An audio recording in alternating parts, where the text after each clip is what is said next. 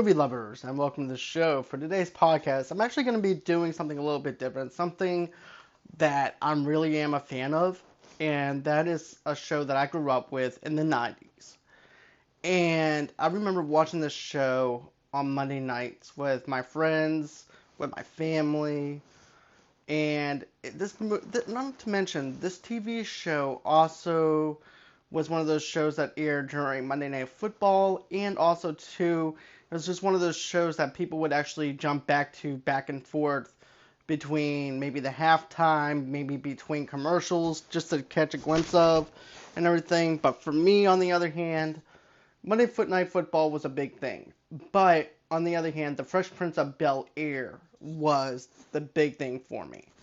And, you know, when I first saw this show, whenever I first saw it air, I never would have thought that this show would be as big as it is or was during that time. This was the rise of Will Smith. This was the rise of DJ Jazzy Jeff. This was the rise of all those talented actors and everything too. Like for instance, the actor that plays Carlton, for instance, Alfonso Ribeiro. If it wasn't for that show, he wouldn't have probably been on Dances with the Stars or America's Funniest Home Videos or anything like that. And also, too, you also have a big name star like James Avery who plays Uncle Phil and everything too in the show. This show is just fantastic. It's so relatable. And just recently, they did a 30-year reunion show of this. And I have to say, I laughed, I cried. This was like an Emmy Award nomination show as far as a 30-year reunion goes. Or you can even rank it up as far as an Academy Award winning show versus an Emmy Award nomination for this type of show for a 30-year reunion. And I'm happy that HBO Max actually went ahead and gave us this because like I said, I grew up with this in the 90s. It has that nostalgia factor to it. Not only that, but the Fresh Prince of Bel-Air also was one of those shows that was able to actually take things serious, but also make things funny as well. And not to mention, Will's character is one of those characters that come from the rough streets of Philly, who has to move in with his aunt and uncle from the Bel-Air, which is in California. And these are like upper class people. These are like upper class rich people and things like that. And here he is, this guy who's from Philly, from the streets of Philly, from the main streets of Philly, who doesn't really look like he fits in with his family. And he becomes a relative. At first, he's just a relative that's coming in because he made some trouble while he was in Philly, and his mom sent him down there to try and discipline him. And whenever this season actually ends, he doesn't just become a relative anymore. He becomes family, and that's something that I really loved about this show. And not only that, the transformation from Carlton as well. I feel like from the moment that Will steps into this house, we're introduced into Carlton's world as well. And it shows the different sides from the both of them from their two perspectives. Where Carlton is all up where he's up from the golf courses and stuff like that. Will has that mean street Philly type of thing, and Carlton is just so different from Will, and then before you know it, Carlton starts being exactly like Will, where Will actually teaches him something and Carlton also teaches him something. So I really love the transformation of the characters, even whenever you look at Aunt Viv and also Uncle Phil too. Yes, Will is actually learning from Uncle Phil and Aunt Viv, but also too, Will is also rubbing off on them just a little bit as to some of his ways as well. And it's all about a learning circle within this whole entire series in itself, which is something I really like, which is something that I really gravitate towards whenever I was a kid, which I didn't even realize it at the time until I got older as to why I love the show so much. And of course, a matter of fact, I felt like I was actually family with watching this for 6 years and actually growing up with the show. And so, anyways, another thing too I want to mention is this. This is actually a black comedy show in the 90s. And, don't get me wrong, we have Boys Meets World and everything where it actually taught us the importance of life and things like that with Mr. Feeney and things like that. But that, from an African American, someone of color standpoint, there was nothing on the small TV screen during that time that you can actually say that represented the African American community or anything like that of people of color. With this show, it represented everything that you wanted and everything, and I feel like people were able to, African American people of color could actually relate to this show. And another thing too is, what I liked about this was it was a 6-year run. This also aired in September. I love hearing the backstories of how these actors and actresses came up from the show and things like that. The audition tapes was really funny. And, I'm going to get to that in a few minutes, but the learning cycle of the show in itself is really good. You have them tackling on race, for example, especially whenever you look at whenever Carlton and Will are on a road trip and they get pulled over by this white police officer, and the white police officer is basically he's being racist. And Will is telling him step by step what he needs to do, because Carlton just thinks that the cop is just his buddy, his friend, because that's what he was accustomed to, that's what he grew up with. And he's telling him, Carlton, put your hands on the steering wheel. Do not have your hands anywhere else. And the cop winds up telling him, once he sees the cop and everything, Carlton winds up going, "Hi, Carlton Banks here." And the cop goes, "Put your hands on the steering wheel." So there was the ad aspect too, where Carlton was where Will was actually trying to teach Carlton from where he was and where he stands on as far as police work goes, because it changed his whole entire perspective around Carlton's perspective of what the law enforcement was actually like. And it goes into that whole entire thing. Even then, Uncle Phil's pissed off at them for not doing what needs to be done at the police station or anything like that. They weren't represented by a lawyer. They weren't being treated equally or fairly or anything like that. And and of course, Uncle Phil's also a judge, so he calls them out on their own bullshit. But The Fresh Prince was, in a capital letters, a black show. One of the very first times you see Will in his new BelAir digs, he's dancing in front of a Malcolm X poster, and he only starts paying attention to his aunt and uncle after he finds out Uncle Phil and Viv both attended civil rights protests at Selma in 1965. The Fresh Prince was a guide on everything from racial profiling, police brutality, to interracial dating, and racially basing hiring policies. For many young black viewers, it'll be the first time they see these problems depicted on screen. And for many more viewers, The Fresh Prince just managed to have been the first time you saw a black family on television, like I mentioned. And 20 years may have passed since The Fresh Prince ending, but there are still a few shows that can match it for talking on racial issues in such an accessible way.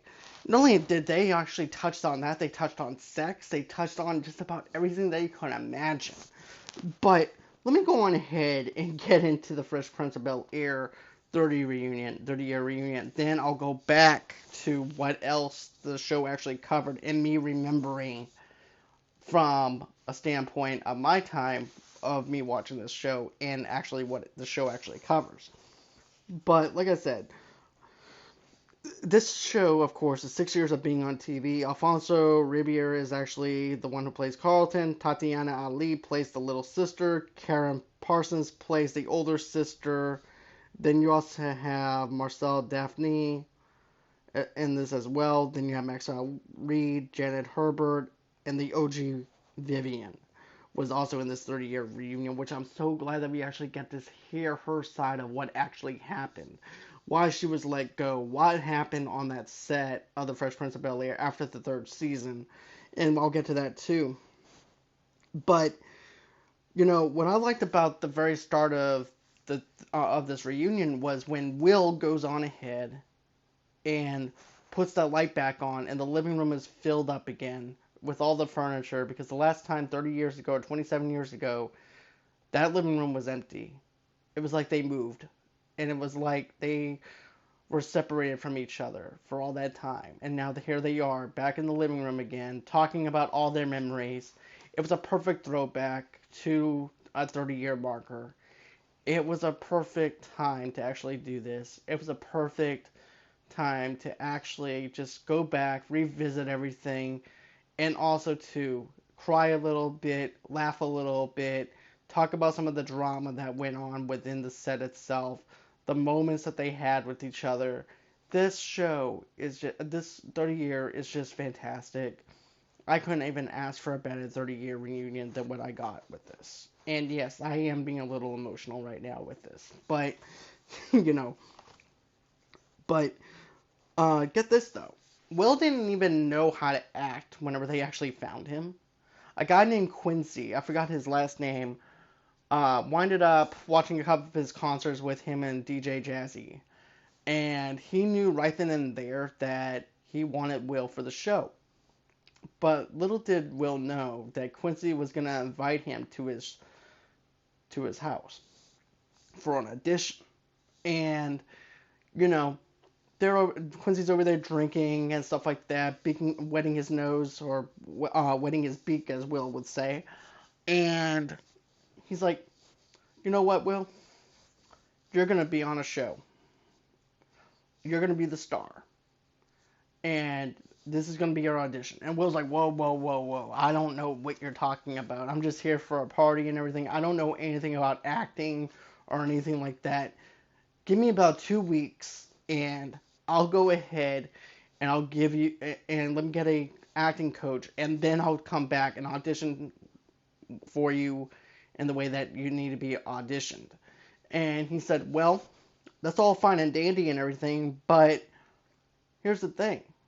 The executives, everybody's here to sign off on this tonight. And at that time, I was around September, I believe, or August, somewhere around that time frame. And Will said, okay, he realized how big this was going to be. He realized that Quincy wanted to know if he was in or out right then and there. And he put Will right on the spot, whenever he really didn't know that he was going to be on the spot. But Will said, okay, give me about 10 minutes and I'll come down and I'll audition. And he did. And right then and there, the Fresh Prince was made.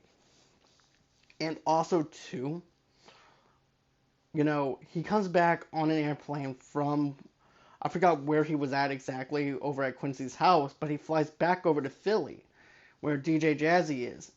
And, of course, they're on tour. He tells Jazzy, he goes, I have a show. And DJ Jazzy's like, wait, Will, what do you mean you have a show? We just saw you leave, and now you're coming back and telling me you have a show. And of course, like Jazzy said, when someone says from their neck of the woods or in their neighborhood that they have a show, it just means some dude with a camcorder and everything, and that's their show. But no, this is a big, huge deal. This is a big deal for Will. Big deal for Jazzy, of course, because Jazzy's actually in the show too, which I'm glad that they actually incorporated his friend and everything in this show too. And also too, Will was also the type of person that would actually remember everybody's lines, because he was not good with dialogue or anything like that. So he could actually play Aunt Vivian. He could play Carlton. He could play the butler, Jeffrey, for example. And, you know, I thought that was really impressive, but at the same time, it's not that impressive, because even he doesn't like the fact that he's even out there on TV where you could actually see his lips actually moving, to show that he's actually remembering the lines of all the other co-stars. And another thing though too is, even the actress who plays the older sister tells him, "Well, stop that," because in the reading, it was getting to the point where it was getting on her nerves, where he would actually, if you actually notice, he would actually read their lips, and well, didn't read their lips, but he would actually know their lines.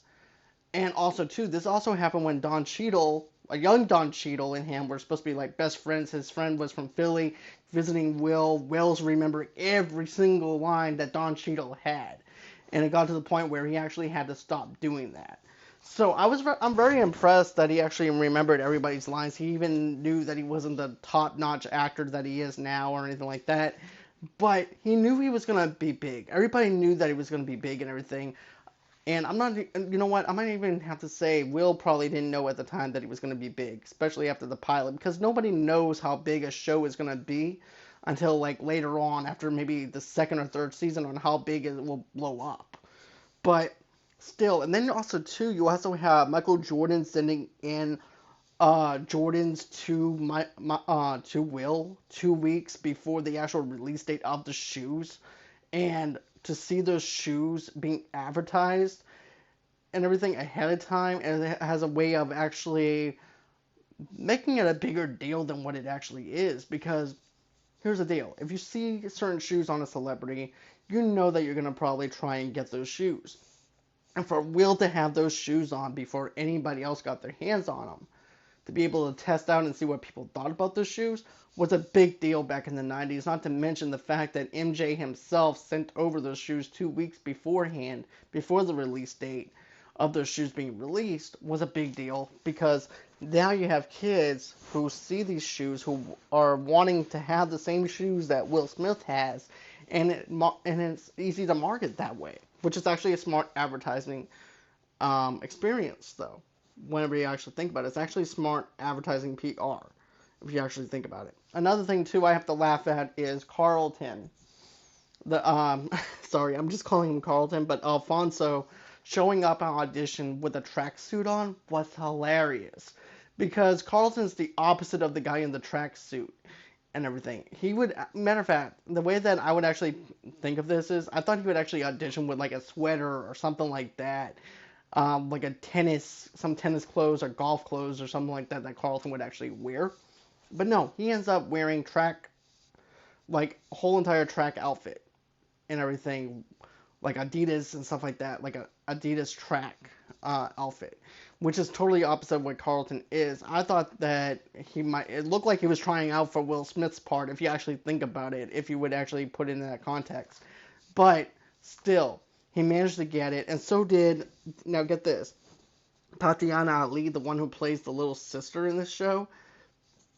She wasn't even sure that she was even going to get the part either. It was when they asked her, "You need to rap," and she was, "What? I need to rap? I don't know how to rap. I don't know anything about rapping." And then that's when she does the whole entire prayer at the table, praying over the food and rapping. And then Uncle Phil's looking at Will like he's responsible for that, because he's not used to his daughter acting the way that she actually acted at that dinner table. And it was such a clever scene. It was such a good scene. Yes, it's cheesy and stuff like that. Even the actress actually acknowledged the fact that it is cheesy, but it worked. It really worked for during that time. And that's something that I have to say that I really enjoyed about. You see, I always love hearing about backstories, about how some people auditioned, how actors and actresses auditioned for certain roles and how they got those roles, how many people were lined up to play the role of Carlton, how many people were set up to play the role of the older sister or Aunt Vivian and stuff like that. I love hearing the stories about that. And then, of course, I love what they did with the Amorium for this show, though. The Amorium for Uncle Phil was just great. For James Avery was just fantastic. I cried like a baby watching this because of how realistic this was. And also, too, like I said, it's so relatable because of the fact that for 6 years, we've seen beef between Will and Uncle Phil. We've seen Uncle Phil teach Will. We've seen Uncle Phil hold Will whenever he needed him the most, especially with that whole entire scene with his father not wanting him in his life. And, I can relate to that in a big way, but I'm not going to go there. But, it's just so moving to actually know that, you know, was not just co-workers. This was a family. Regardless of the fact that, they just work together on Tuesdays or whatever time that they actually read the scripts.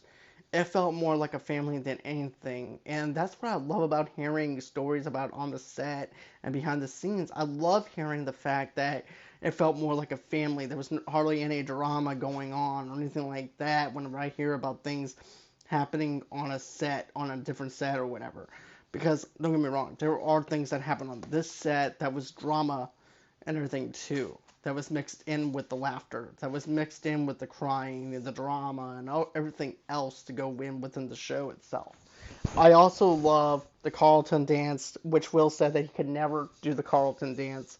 I also love the breaking of the third wall. And even Alfonso said this. He said there was no show that actually broke the third wall. And they were even scared about doing it, but they did it in a smart way when Alfonso's just losing his mind over something that Will is just upset over. Next thing you know, he starts running around, going crazy, crawling on the floor, dragging his self across the floor, running onto set after set, going where the audience is. It's just funny, man. It's just a funny bit that they actually did, and it worked in its favor. The only thing that I can say that actually did it was either Saturday Night Live or Jay Leno does the breaking of the third wall sometimes whenever he was on, or when Saturday Night Live would do it. But that was just for show or whatever. But for a live audience, for a sitcom to do it, was totally different, totally outside of the box. And it worked because of what Alfonso did, what Alfonso brought to Carlton is the reason why it worked so well. And also, too, I love the bit where Will goes, "We're so rich, but we don't have a ceiling."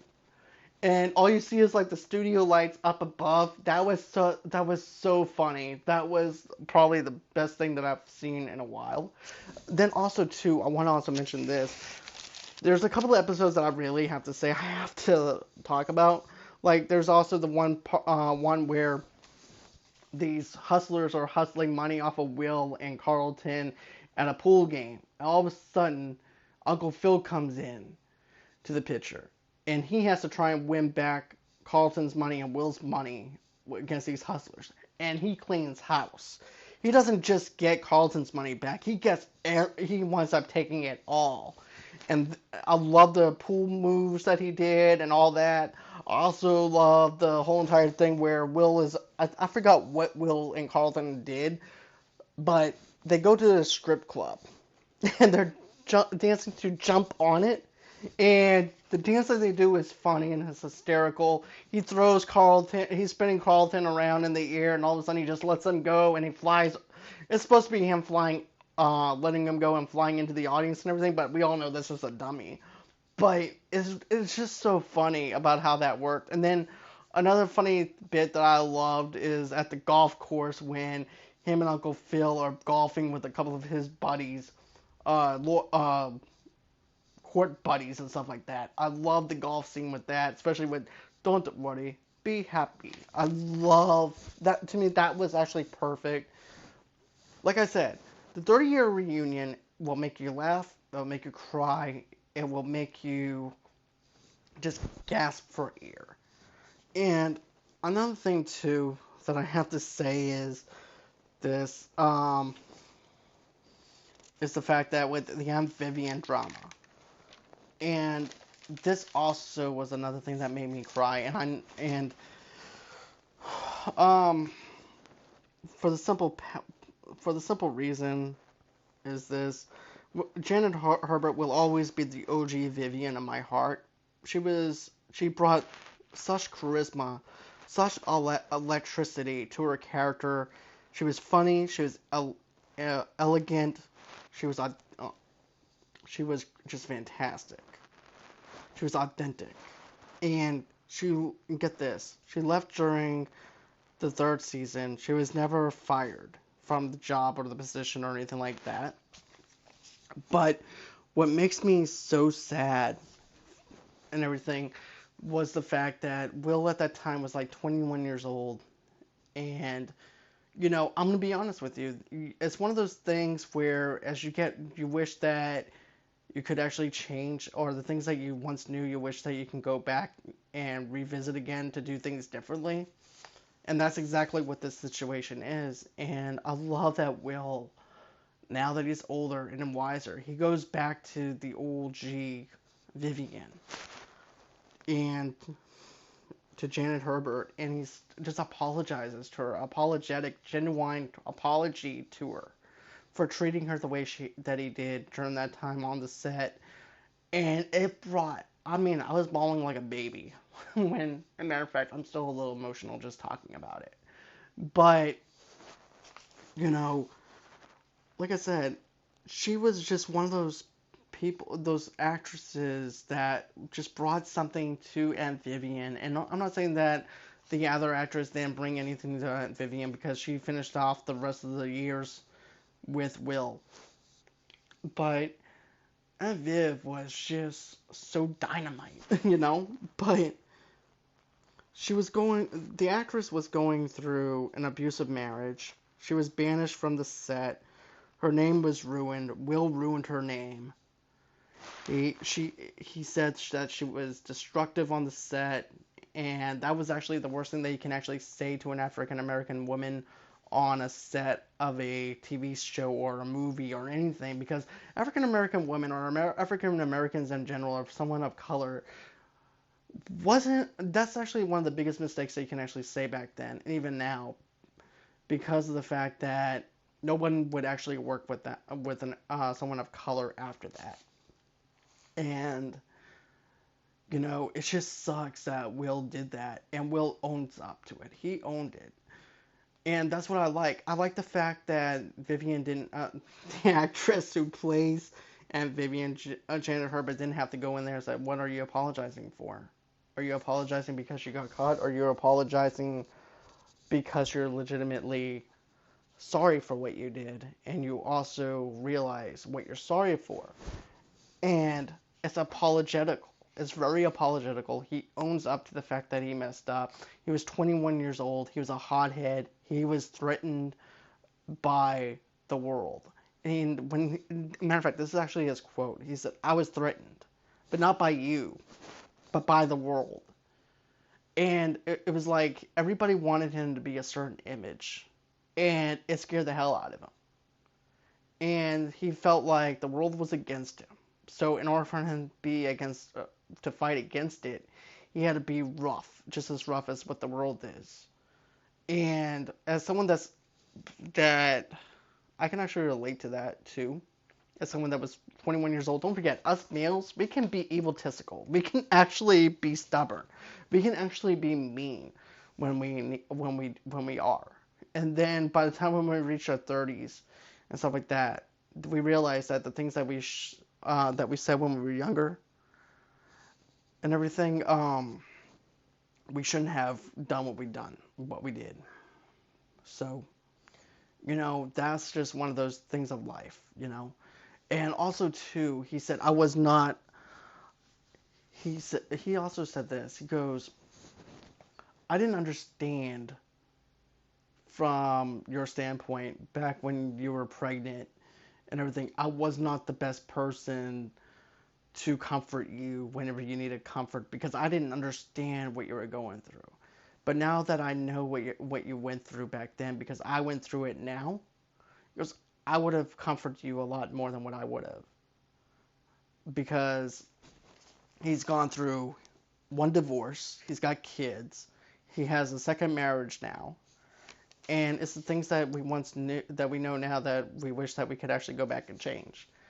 And I like the fact he takes responsibility for his actions and how apologetic he is for what he did. And then, Janet goes onto the set, and she sees the new Aunt Vivian, and they hug, they embrace each other, and it was like they were best friends for years on the way they did that. And it made me cry my brains out. I'm not gonna lie, I was very emotional during that time when I was watching that. Just watching them embrace each other, it was like they were friends. It was like something that, it was like two family members who haven't seen each other or known each other for a while, and they're actually coming in and just embracing each other. Another thing that I want to bring up is there's a scene where Joffrey, I think, is watching Jeopardy, and this is not even part of the 30-year reunion. This is part of me remembering this scene, and Jeffrey's getting every single one of those answers right. And Jeffrey thinks that he's very smart, and he's proud of himself. And then he walks off, and then Will takes out the VHS tape, and it was a copy of the show from the day before or whatever. So I liked how he actually pranked Joffrey on that. And I also liked the other thing where he dresses up like a big, huge peacock, or Carlton dresses up like a peacock, and then he's kidnapped from the fraternity, from the other fraternity from another college. Like I said, this goes from 6 years between them being in high school in a private school to being in college to being an adult. And also, too, I want to actually say this, too, and Vivian, yeah, she was electric. She was actually someone that wasn't afraid to throw down, regardless of the fact that she was elegant and rich. When it was time to throw down, she was going to throw down. She would take off her shoes, she would take off her necklace, she would take off her earrings and ready to ball. That's what I liked about her character. She was a tough woman. And then also, too, the older sister went from being kind of fragile and everything else and had a transformation later on within the seasons to where she became a tough African-American woman on TV. And that's something that I liked. And also, too, I also want to mention this as well, is the fact that back then, African Americans weren't allowed to actually give their ideas or insights on certain things when it came down to movies or being on set or anything like that, or if they can actually do something different within a scene. So basically, they were just puppets, just doing whatever the directors, producers told them to do, and that was it. But with Fresh Prince of Bel-Air, they were able to actually cut the strings and let them do what they want to do and move the way they want to move and everything, and give them the creativeness that they actually need. And that's something that I feel like that is very special with the Fresh Prince of Bel-Air. So now, let me go on ahead and let's see. There's something else that I wanted to actually catch up on. And here's the thing. I know before I mentioned the whole thing with the race, but here's another thing that they actually taught on, was the sex. All members of the Banks family wrestled with sex and relationship problems throughout the series. Carlton and Will were always trying to hook up with the hot actresses who turned up that week. And that's actually true. I actually remember, I forgot who the actress's name is or anything like that, but I remember there was this naughty girl that Will was attracted to. And she was rude towards the waiter, rude towards Will, rude towards Aunt Vivian, rude towards Uncle Phil. She was also someone who demanded attention, especially when Will would look away when she's talking, and she goes, "Look at me." And, yeah. And I don't blame Will at the end of that episode where he actually just leaves her there and tells her off. And I really liked that. But like I said, even they tried to hook up with the hot actresses who turn up that week. Even Uncle Phil and Aunt Vivian's sex life got put under the microscope, most notably in season 2 episode The Big 4-0, where Phil gave one of the most romantic speeches a husband can give his wife. And then you fast forward to season 3 and Mama's Baby, Carlton's Maybe, and Carlton tearfully confided in Will that he was a virgin, only for his cousin to calm him down. Carlton would eventually lose his virginity to a married woman who no less in one of the all-time I live studio audience moments. The women of the Banks family spent many in an episode fighting off dinosaur notions of sexuality too, and by the end of season 4, Hillary had posed for a Playboy, and Ashley the talk with both Will and her dad. Their take: men are all dogs. fair enough.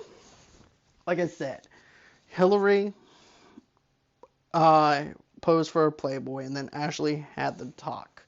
The birds and the bees and stuff like that, which was like the most awkward situations that you can actually think of whenever you're trying to explain how sex actually works whenever it comes down to kids. And I thought they actually touched on it very well.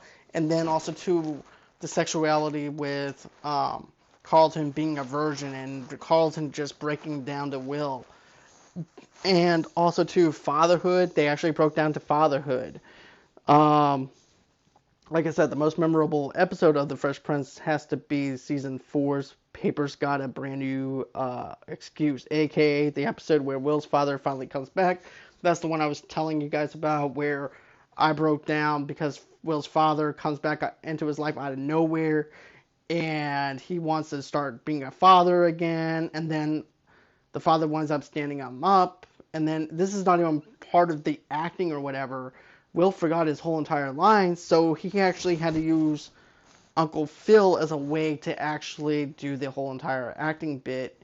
And I gotta tell you, when you see that scene, it'll break you down because of the level and the intensity that he actually brings to that. Then it also captures friendship. It also has class. It teaches about Black history. It teaches you about everything within the African American culture, not only their culture, but also just about being of having class in itself, about doing the right thing, how that is actually class. Um, Matter of fact, in early episodes, Will wasted no time calling out Phil, Carlton, and Hillary on forgetting where they came from and losing themselves off from the Black community with all their money, until he eventually realizes calling a Black person an Uncle Tom's is one of the most harmful things that a person can say. It all came to a head in season 4, Blood is Thicker Than Mud episode, and Carlton slapped down a Black frat brother for calling him a sellout. Being Black isn't what I'm trying to be, it's what I am. Why does it all matter? Because of the fact that we're all taught throughout our times about right and wrong. We all go through struggles. We all go through life. We all go through things. And The Fresh Prince of Bel-Air is one of those shows that gave light on every single situation that you can probably think of, and they were able to bring something to it. Another thing that I want to mention is when you see Carlton and Will for that last and final moment, and when they're dancing, that shows you the acceptance, anyways, of Carlton and Will. Will finally accepts Carlton for who he is, and they embrace in a dance, in the Carlton dance, one last time. And then Will shuts off the lights at the end of the episode to assemble a goodbye. And then all of a sudden, Carlton goes, "Hey, who turned out the lights?" And that was the end of the show. That was the end of an era. That was the end of The Fresh Prince of Bel-Air. And the end of one of my favorite shows on network TV.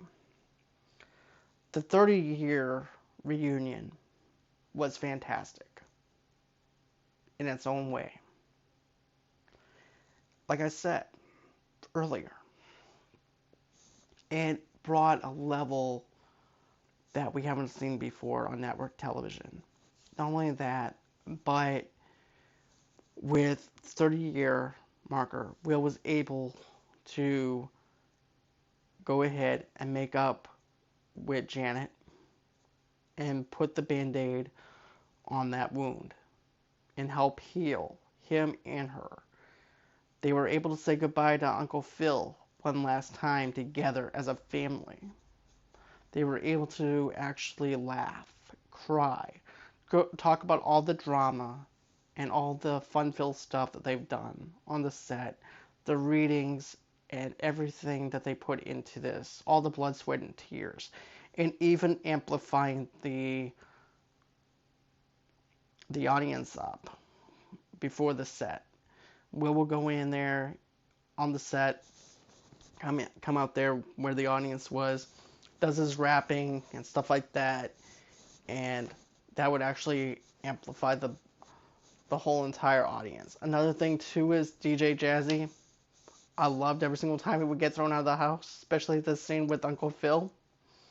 He said, "We eat at 5. You eat here never." And Jazzy looks at him, goes, "You look like you eat here all the time." Next thing you know, he gets thrown out of the house. They actually did 250 takes, I believe, is what Jazzy said. And they knew, the audience actually knew whenever he wore that shirt, he was going to get thrown out of the house, no matter what he did or said. And, you know, they actually decided to use the same scene over and over again so that way they didn't have to keep abusing him pretty much. But still, it's still a funny bit. It still works today. This show is nothing without the cast and crew. Like Will said, one thing he notices is chemistry. And that's what he was good at, is noticing the chemistry. Without the chemistry, without the cast, there would be no Fresh Prince of Bel-Air. And that is it. That is what the Fresh Prince is. So, with that being said, that is the end of my 30-year Fresh Prince review. That's on HBO Max. You can actually check that out on the HBO Max app. It's a fantastic reunion if you're interested in the Fresh Prince of Bel-Air. If you haven't seen the Fresh Prince of Bel-Air, they actually have all the seasons over there, and you can probably even, what I would recommend is this: if you haven't seen this show in a while, go in on a fresh take, watch all 6 seasons, then watch the reunion, because it adds a certain flavor to it. That's how I would actually recommend it. But if you're someone like me who couldn't wait for the 30-year marker, go ahead, watch this, and then go back and revisit everything that you grew up with and all the nostalgia that you grew up with. And let me know what you guys think. I'm sorry I'm a little emotional with this. I'm sorry about that. It's just something that has something in my heart that engraved in me. And this is just me being honest. So if you guys enjoy this review, tell me what you guys think. And as always, until next time, guys, bye-bye.